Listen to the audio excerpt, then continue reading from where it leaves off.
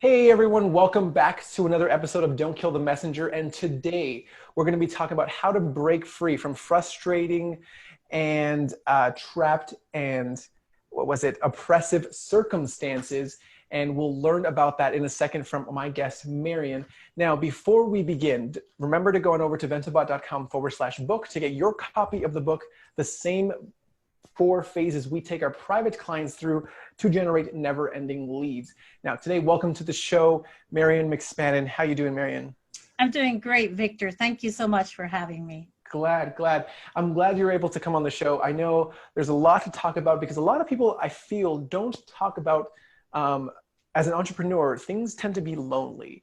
And there's a lot of, I feel like, mind trash and head trash that we kind of go into. But how is it that, I want to know how you actually help people to break free from these trapped, frustrating and oppressive circumstances?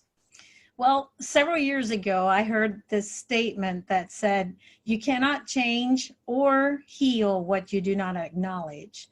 So when I work with clients, we go through a list of things, what takes your energy? What is it? What are you around? Or make a list of things that just sap your energy, and it takes your emotional energy, it takes your physical energy, and you just want to get away from it eventually. And sometimes you can't because you are trapped in the business, in the job, in the marriage, in the relationship, in the, the finances, or whatever it is. No, I definitely get that. I know for me, very early on, there were certain things, and I think it's kind of like a season that every business owner has to go through, or entrepreneur has to go through, where we kind of have to take on everything, but there comes a certain point where we do have to let go, and we're afraid to grow, we're afraid of success, and I feel like that's kind of where you're getting at here, where it gets a little hard to do that, and we end up kind of sabotaging ourselves, and we end up creating a gel for ourselves in a way. So what do you have to say about that? Well, anytime you grow in influence, you're going to have to self-develop or grow inside. And the inside just means that we become a container that can handle more people, more pressure, more success, more failures, more things that try to derail you and distract you.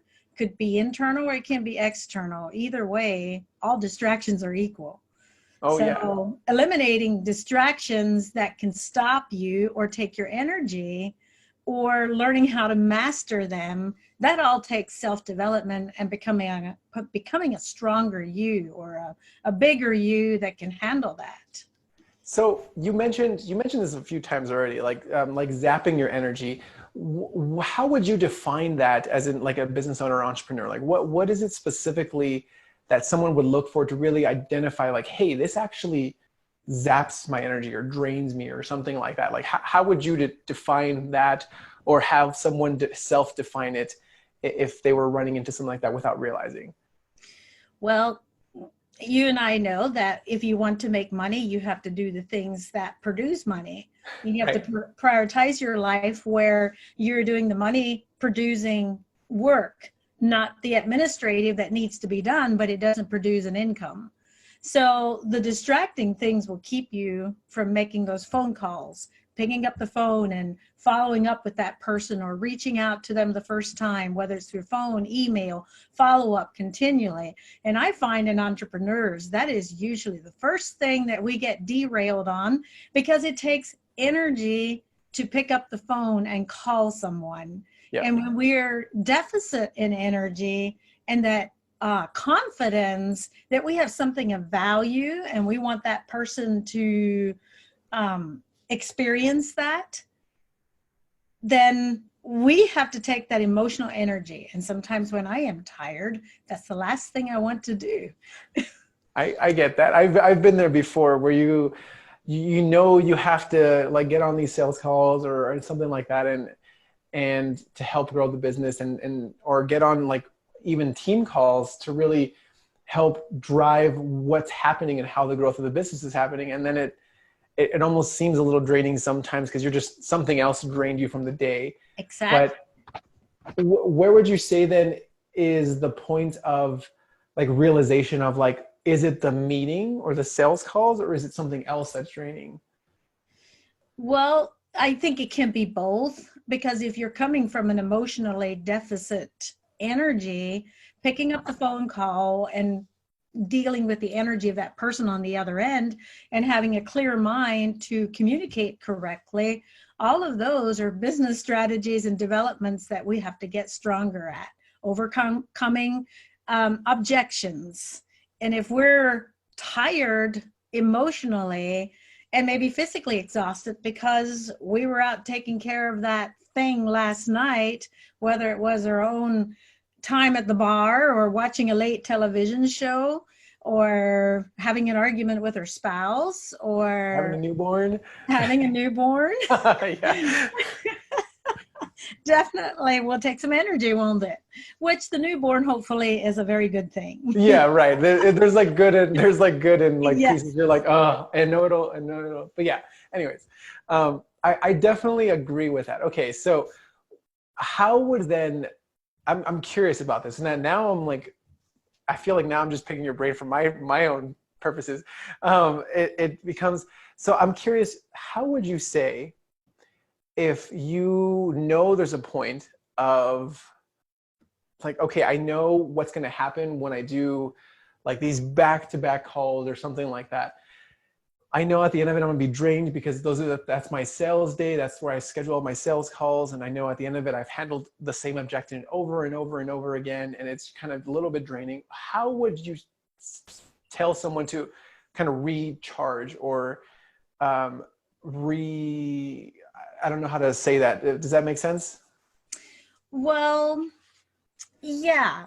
Yeah, it takes a tenacity to get through the jungle of building your business. Right. You know, Yeah. it's not for the weak-hearted and it's not for the faint. And if we're not willing, again, to go back to the part of you cannot change or heal what you do not acknowledge. So if what we're doing is not building our strength, and because last week we made that full day of calls, and then this week we're a little bit stronger in that because, you know, we've developed a little bit of skill set and Yep. we came back with more strength, kind of like I know some people don't like using a bodybuilder in the gym, I but get where you're going. Yeah, I get where it's you're a going. little bit the same thing where you keep going back, that muscle's going to get stronger. Yep. And I've experienced it where I've come from a very broken, I actually escaped a religious cult when I was 34 years old, which is almost 20 years ago. Oh, wow. And I had to leave it in the dark because if they'd have known, they would have tried to stop me. And I felt like I literally I didn't crawl out on my stomach, but, you know, hands and knees, you know, literally crawling out because it was so emotionally draining for me to make Yeah. that break. And yet I knew that I had to do that. So starting from that point on the other side of it, sounds like, yay, you know, I made it across that river and now I can do everything I want to because I'm no longer controlled by the environment that I just escaped from.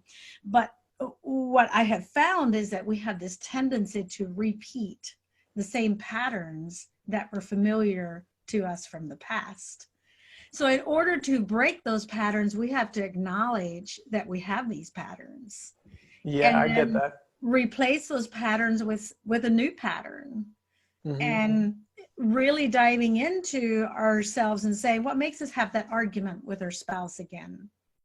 We cannot control our spouse, but we can control our responses. We can control who we are.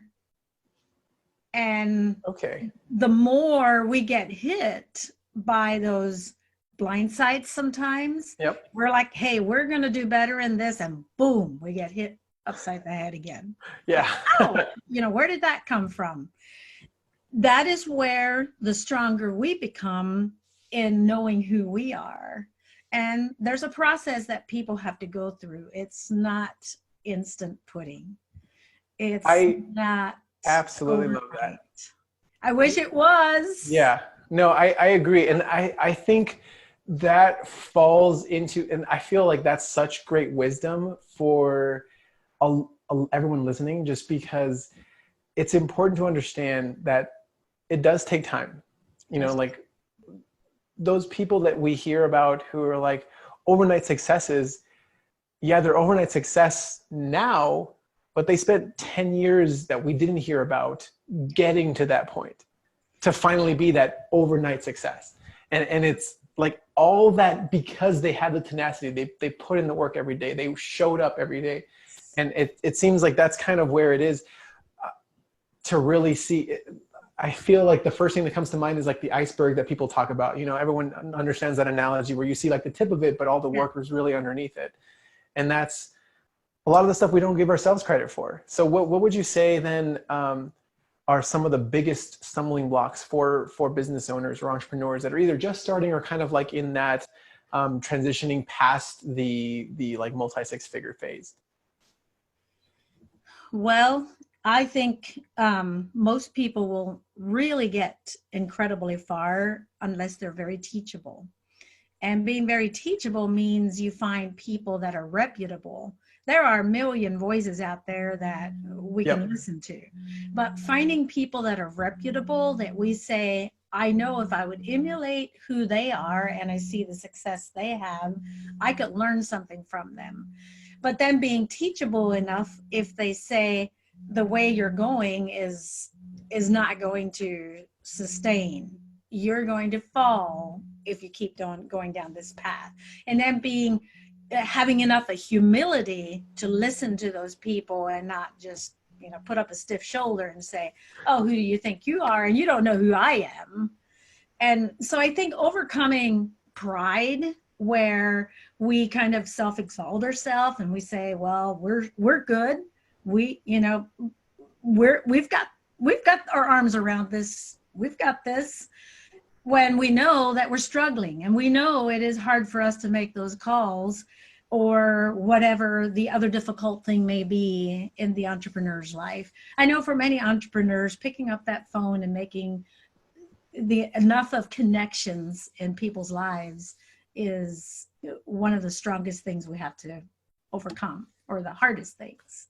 So being humble enough to learn from others, and then to, matter of fact, I want to write a newsletter on this, and you may have experienced something that you thought, I got this, I'm doing this, and you put some work in it and you're like, oh my gosh, this is not going to come out right if I keep going this direction. Yep. Sometimes undoing what we have done takes longer actually than it does to redo it. And I grew up making quilts. In the culture that I grew up, my mother had a quilt shop and we made beautiful handmade quilts. And I remember, I don't know, it happened periodically. I would be sewing along with my sewing machine. You know, you're going fast, you're putting in those tiny stitches. And then you look back and you're like, I got a wrong color in the wrong place. And you really know you can't go on, but undoing all those little tiny stitches in there took way longer than, and some of the fabric would kind of get raveled. So sometimes undoing what we've already think we've established right is harder than the actual getting it right.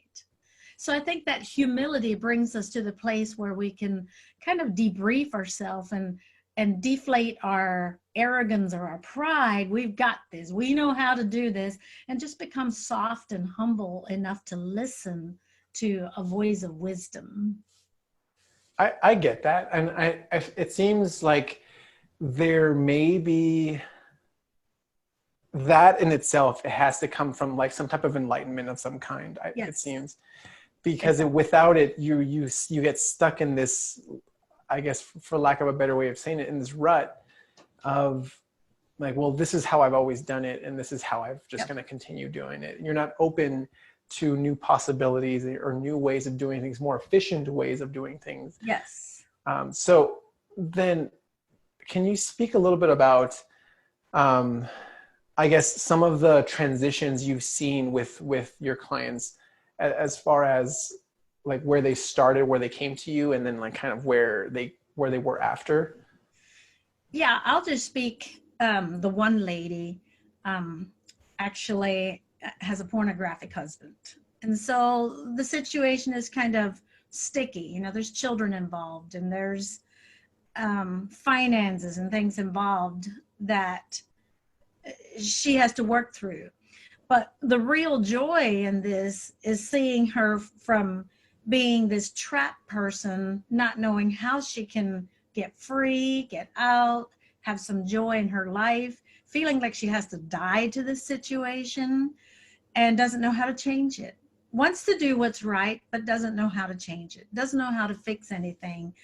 To Since we've worked together, we've looked at what takes her energy, we've looked at what gives her joy, and out of that we're eliminating the confining thoughts that say I don't have a voice, I don't have opportunity, I don't have any freedoms, to such a hope and a joy. And when she gets on the call, she will laugh now where there was no laughter at first. Ah, okay. So would you say it's a little bit more also of like a good way to get started is doing more of the things that you do see enjoyment from? That will come with time. Okay. But at first, when you're unraveling and you're redoing, you will have to go to some painful things before you start getting that joy. So And what have you seen as far as the painful things? Like, I guess some generic examples that you've seen. well, let's say you lived in your house and your house had lots of termites and ugly bugs underneath, but you can Right. put a skirting around the house so you don't see them. And you can put duct tape around the edges so they can't come up into your house. And you kind of think that you don't look at the reality of it. You've kind of just like Gotcha. facaded it over, you've covered it up, you've Like made it so band-aided it's it. not visible. Some people call it the pink elephant in the room. We all know the elephant's there, but nobody talks about him. Yeah, It's yeah. another load of what? Crap. And oh no, we're not going to talk about the elephant. To Yeah. where when you really stop and look at the elephant and call it for what it is, that is the part where you cannot change or heal what you do not acknowledge. So when you can start acknowledging it, but sometimes really what it's going to cost you to fix the house, you're going to say, ouch, that hurts. And emotionally, what I am really good at is helping people get that emotional breakthrough where they can start living that potential, and they're going to wake up in the morning and be excited to make those phone calls, even though they still may not like it, may not be their favorite part, but it's part of business, and not everything in Yep. business we do is fun, but Oh we do yeah. it anyway. I resonate with that for sure. Yeah. Yeah, but we do it anyway because it's makes the whole package, and we kind of get better at it as we go along, and it's not so bad anymore. But starting out, and everybody's built $100,000 income, they already have some skill sets, and Yep. there's some things they already know they just don't like, but they do it anyway, and it's routine. I don't really particularly like to brush my teeth, but I do it kind of routine. You like the result that you get from it, like the fact that you have nice teeth to, yeah. I get what you're saying. I don't like to go to the dentist as well, but I do go. I get that. That actually reminds me of a book I read this past year called Relentless, and there was a phrase that you mentioned that was kind of like a common theme in the book, that you may not like what it is that you're doing here, but you like the result that you get from it. For example, like you mentioned, like sales calls, for like picking up the phone and calling people and reaching out to like new prospects or leads. That may not be particularly, I guess, joyful, but the result that you get is you get to work with the people that really bring you Yes. that fill you up.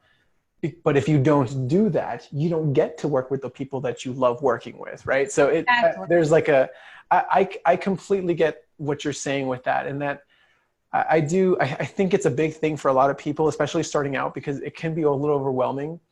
I remember, like I was doing everything. Like I was doing, like, I don't even remember. There's so much. It's like I was like doing all the accounting, doing all the servicing, doing all the sales, and like now I used to hate doing like the sales, and I just liked pushing the buttons.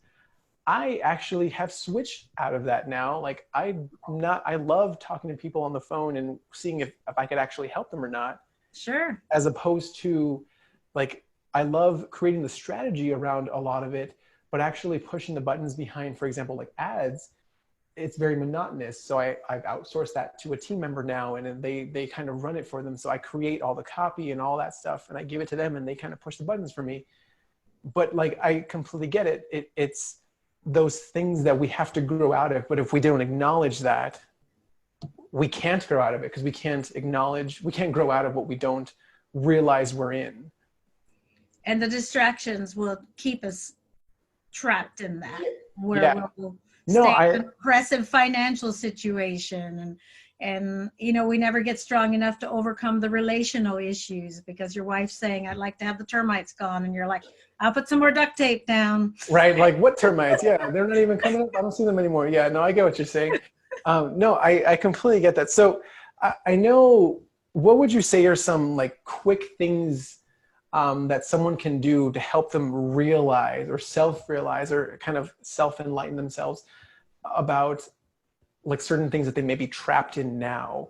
Is there any like specific cues that they could look for to see like, oh wow, like I didn't even know that was keeping me trapped, or something like that? Well, if anyone takes the time and really thinks through 10 things that take your energy, and come up with 10 things that really fuel your energy. When you get to do that, you feel happy with that.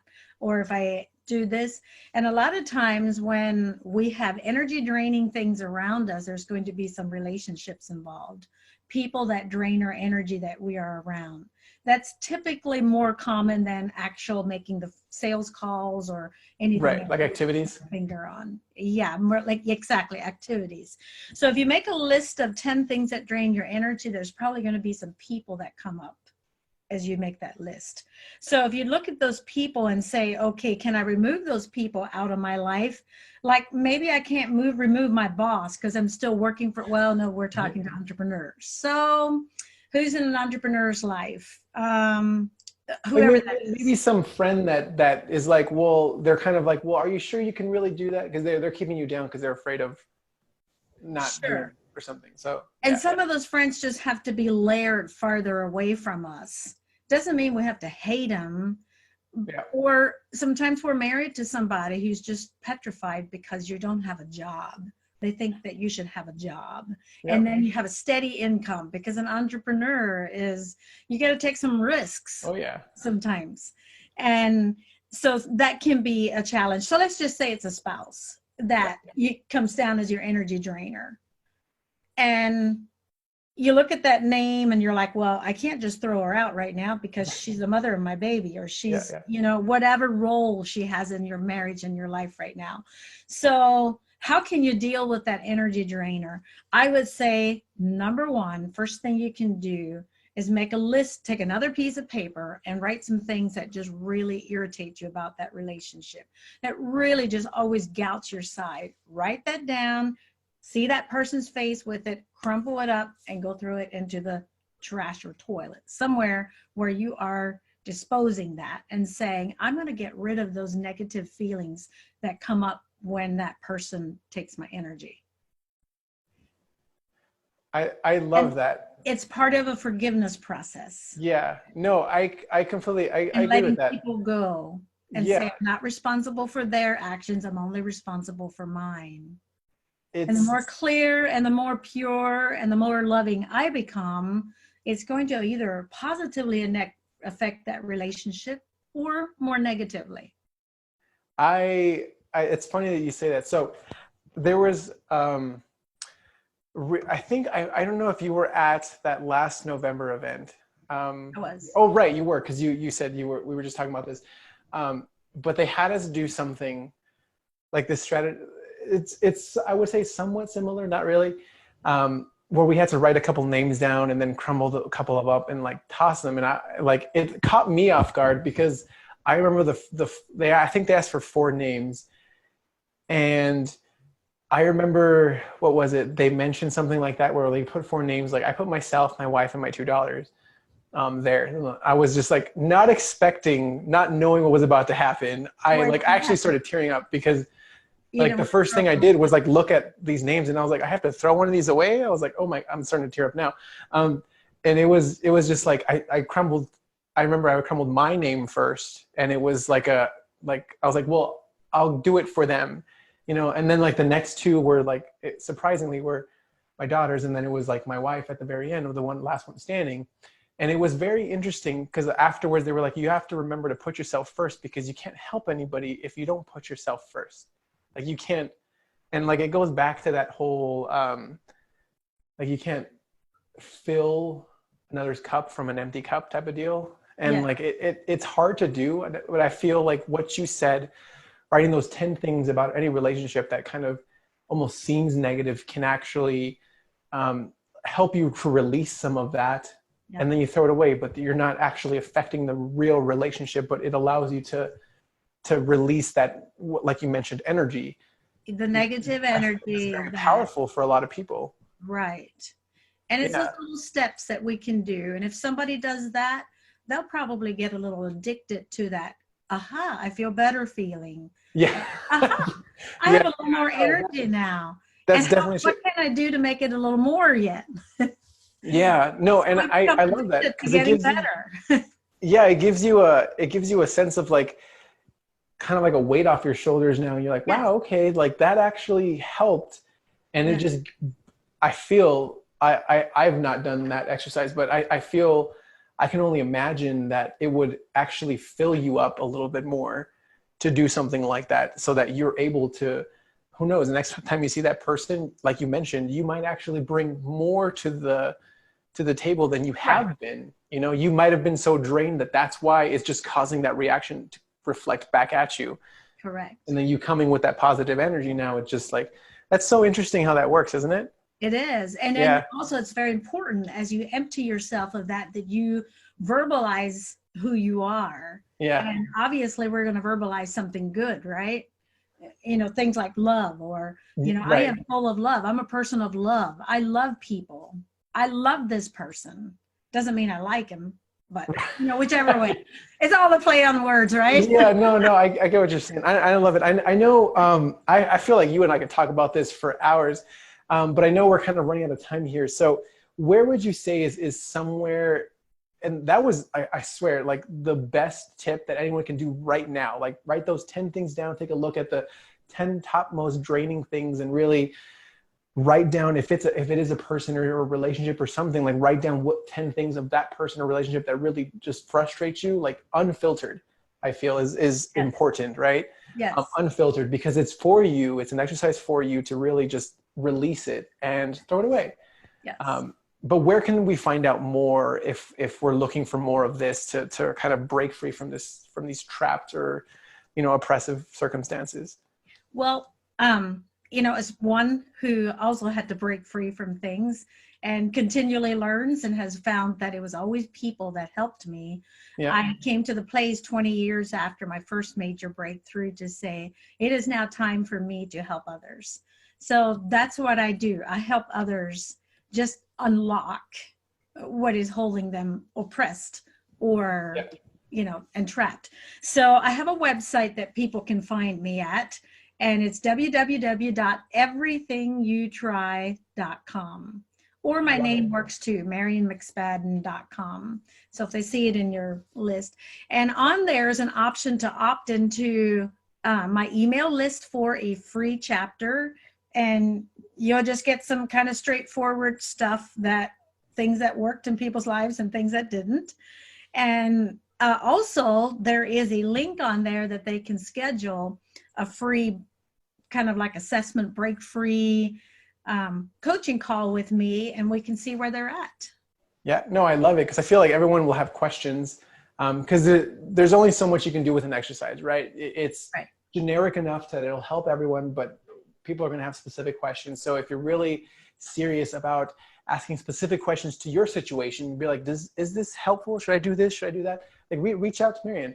Like go to everythingyouTry.com. Is that right? Everything You Try? EverythingyouTry.com.